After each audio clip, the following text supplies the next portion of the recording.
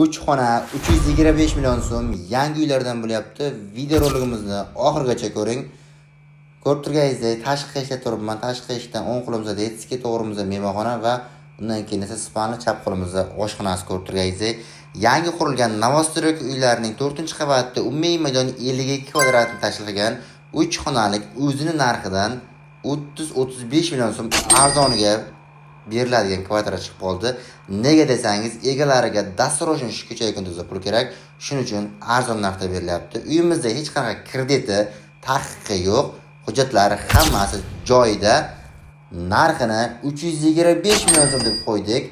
Yanada naqd pulga ozroq kelishadigan joyi mavjud. Ikkita xonasini ko'rib o'tdik.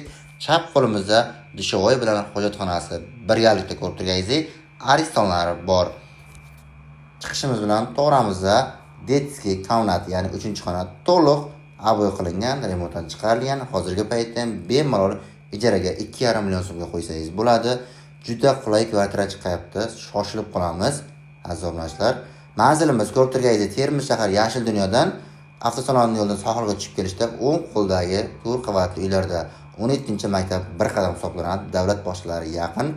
Bog'lanish nomeri 99 716 53 78.